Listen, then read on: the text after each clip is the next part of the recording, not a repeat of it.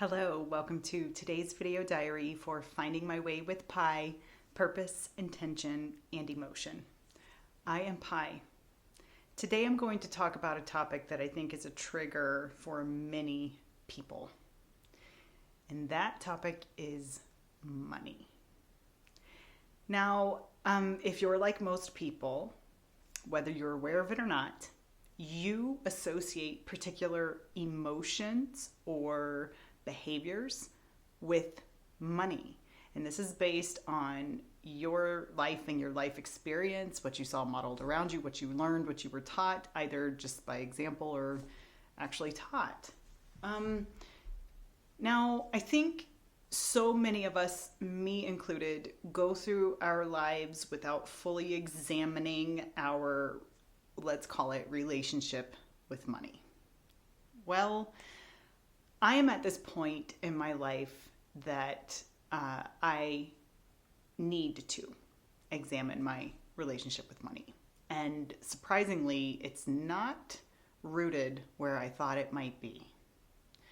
So if you've been following along on my daily video diaries, you have seen my journey of transformation as I curiously examine my emotions every single day.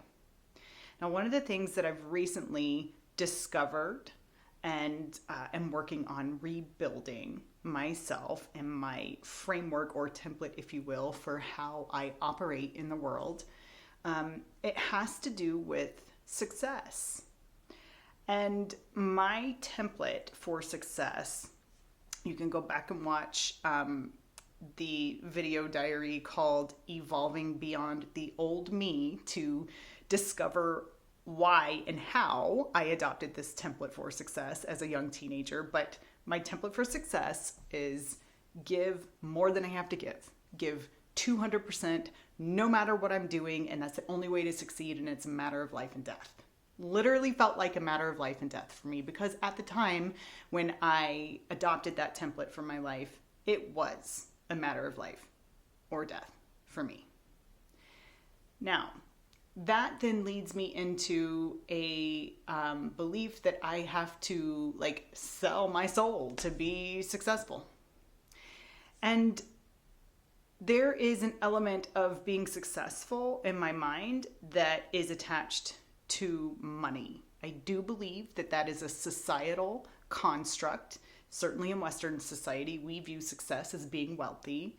I'm not saying I 100% buy into that definition of success anymore. I think it helps us live easier, but I do think it also helps us put blinders on to some of the realities in the world if all we're doing is seeking money for gain. I think that there are so many more ways that we should be giving back to the world. So I feel blessed to be able to be in that phase of my life at this point now where I am finding that calling to want to give back to the world. That being said, however, I'm still me. I still have everything where I came from, my life experiences, the patterns and stories and beliefs that I have from my entire life that I have had to deconstruct. And one of them is about money.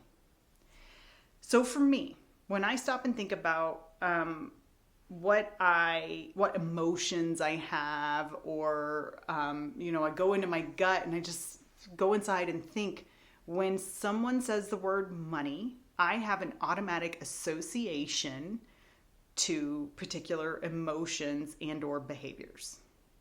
So I talked about this in a previous video diary, that our brains make associations with things. And a very simple example of this is typically when you hear somebody say peanut butter, your brain associates it with jelly. Peanut butter and jelly. Salt and pepper, right? Right and wrong. There are associations that our brains make. Our brains do the same thing with holidays, with money, with possessions, with relationships. We make associations based on what we know or what pattern we adopted in our lives that we followed, usually out of survival and protection. And if we're lucky enough, we get to consciously observe and acknowledge those patterns and choose to build new habits and new patterns. So here we are with money for me. My association with money is manipulation, guilt, shame, frustration, and anger. Ew. That feels terrible. So let me ask you this. Do you think I ever felt, I'm sorry, let me add one more thing. Undeserving. Do you think I ever felt comfortable with the income I earned as a corporate executive leader if those were the associations I had with money? In fact, I'll tell you another story. And I worked my tail off because remember my pattern, I had to give 200% more of myself than I had to give. I gave to do my work. So it's not like I didn't earn it. I absolutely earned it. And yet, when I bought a Mercedes for the first time, what was I consumed with? Felt undeserving. I felt guilt. I felt shame. Felt like I wanted to hide it. Now, mind you, I don't want to go around and flaunt it. It's not that. It was just the mere act of having it or something that associated me with money or wealth that made me uncomfortable, because I don't view my personal quality of character as something, that exudes shame and guilt and, undeserving and manipulation and all those things. I don't view myself that way. Yet I felt like that anytime it came to money. In spite of that, I was able to get to what, by all standards in our society, people would consider success. So why did this come up now? Well, 6 months ago, I resigned from my corporate executive position. Burnt out and in need of healing. And boy, has it been much more of an in-depth healing and transformative process than I ever imagined it would be. Yet here I am, having deconstructed, then reconstructed myself, rediscovered myself, found my voice, found my calling, figured out what authentic happiness means for me, and now I'm ready to embark on beginning a new venture that could be so successful in enriching human lives and sharing abundance and wellness. I'm so excited for this, and I know it's the right thing, but something kept niggling at me and holding me back related to the money. If it becomes this wildly successful thing where I'm able to earn my livelihood, why should I feel bad about that?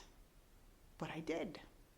So then I figured out, okay, if I have these associations with money, where the heck is that coming from? I thought at first perhaps it was rooted in my early years when we grew up in poverty. But it wasn't, because while those years were hard, like we lived hard, nothing came easy, we worked to survive, I was also very grounded with the earth, with relationships, with being outside in nature and having space to dream and play and create and climb trees and pick flowers and all those things. That didn't feel hard to me, and I honestly don't associate money with it. So what was it? Well, when I was a young teenager, I went through major traumas. I won't rehash them now, not all of them, but one of them was when my dad passed away, okay? He passed away driving drunk.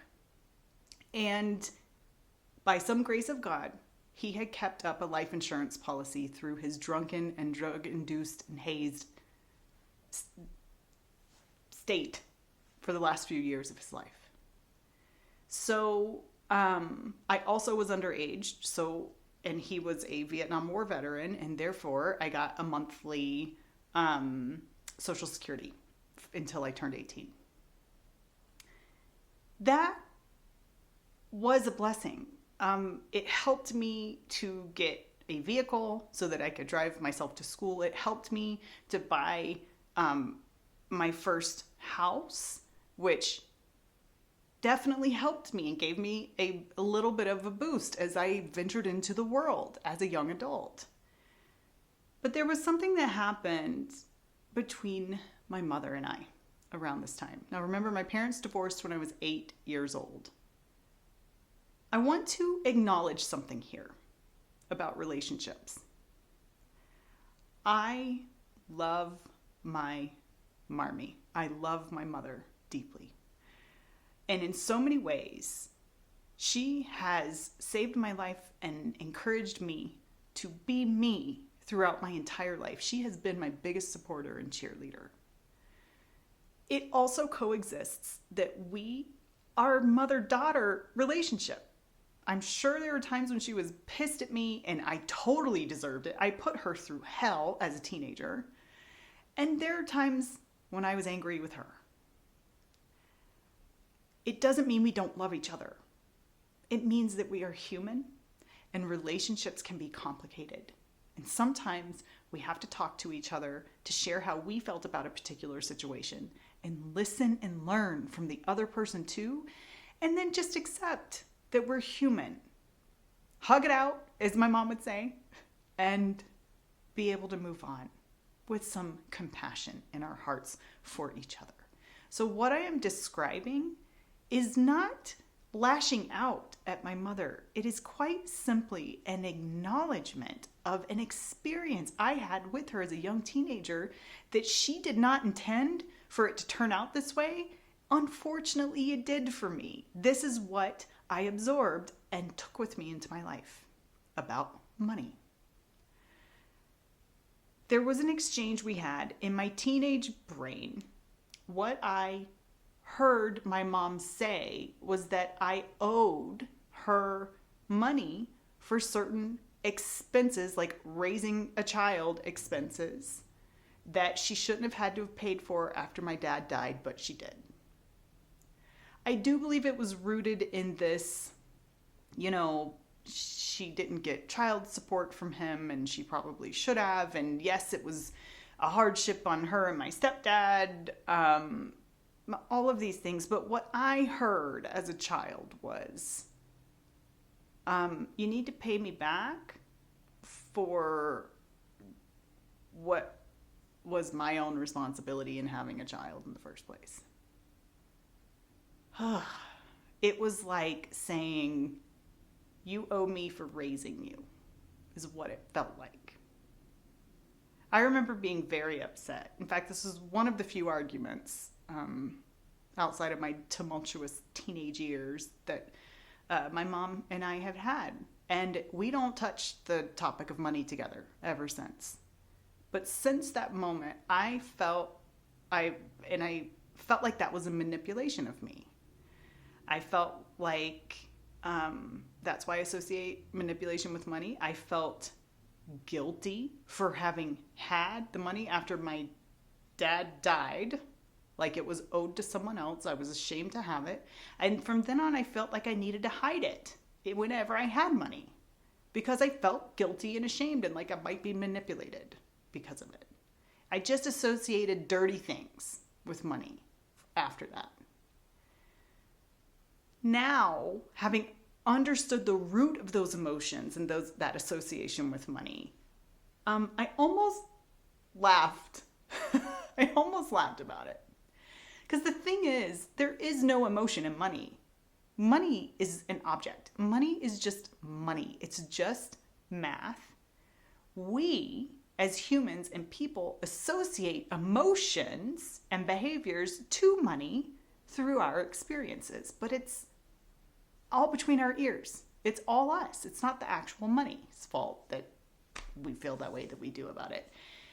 But as long as I feel like money is associated with guilt and manipulation and shame and frustration and undeserving and those types of things, how could I ever put my efforts into something that might earn money? I don't want to earn what's bad. If I'm associating bad with money, I don't want to earn bad. See what I mean? So what do? What do you do when this happens and you've identified that you have this negative association? Well, here's what I'm doing, and I'm borrowing this technique from Mel Robbins, one of my favorites. She's amazing at simplifying how we identify the old patterns and how we work to build and design and architect new ones. So I want to let go of this old pattern, so we give the old pattern a name. And I'm going to say, anytime, now that I'm aware of it, I can be aware of it when I start feeling this emotion around money, and I can go, no thanks, Mom. No thank you, Mom. And then I can say yes to delight, abundance. Yes to effectiveness and what's the word I'm looking for? Freedom and independence, and yes to a way to spread wellness and abundance in the world. No thanks, Mom. Yes, freedom and wellness. That feels liberating.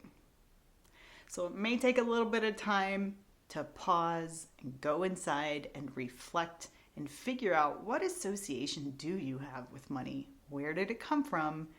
Give the old association a name and say no thank you, and give the new association, decide the new association and say yes to that. And just energetically, that awareness may help as we move forward and throughout life as we continue our journey. So I'll end this by saying that was a difficult experience and interaction I had with my mom. But at the end of the day, right now, I'm still going to tell her thank you. And for the record, I did speak with her before I posted this video so that we had a chance to heal this together. Thank you for being with me on this journey. I'm so glad that you're here, and I hope it helps you too. I'll see you tomorrow.